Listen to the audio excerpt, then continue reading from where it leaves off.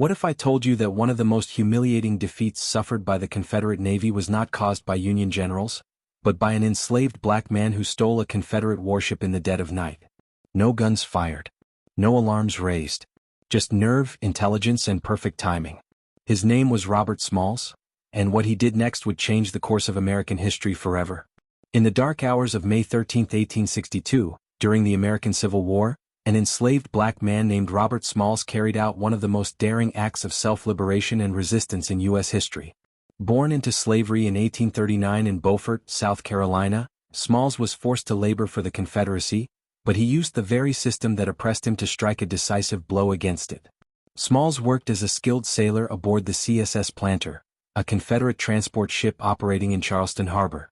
Though enslaved, he had mastered navigation, signaling codes, and the harbor's minefields, knowledge the Confederacy never imagined he would use against them. When the ship's white officers went ashore one night, Smalls seized his moment.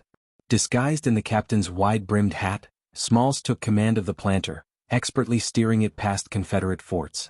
He correctly gave all the required signals, avoided underwater mines, and sailed directly toward the Union blockade, carrying not only the ship, but also his wife, children, and several other enslaved families to freedom. When Union soldiers realized what had happened, Smalls delivered the ship, its artillery, and vital Confederate intelligence into Union hands.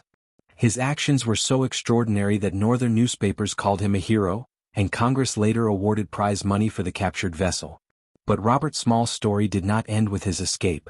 After gaining freedom, Smalls became a Union naval pilot, helping the U.S. Navy navigate southern waters.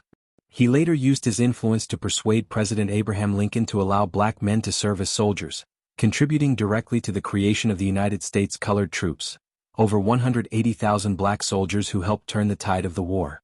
Following the war, Smalls entered politics during Reconstruction.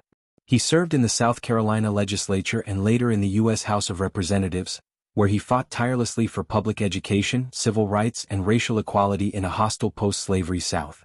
Perhaps most symbolically, Smalls later purchased the very home where he had once been enslaved, turning a place of bondage into a symbol of black achievement and resilience.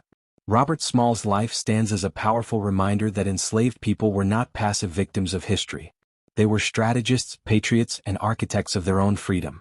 Smalls did not just escape slavery, he outwitted an empire, reshaped a nation's military policy, and helped lay the foundations of black political leadership in America. His legacy endures as one of courage, intelligence, and the unbreakable human demand for freedom.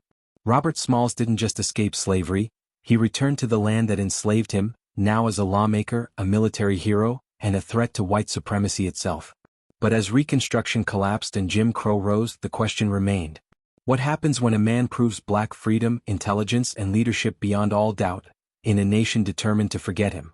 His victory was real. His freedom was earned. But the fight for the America Robert Smalls believed in was only just beginning. Hit like and subscribe so you don't miss any of our story, because this is just getting started.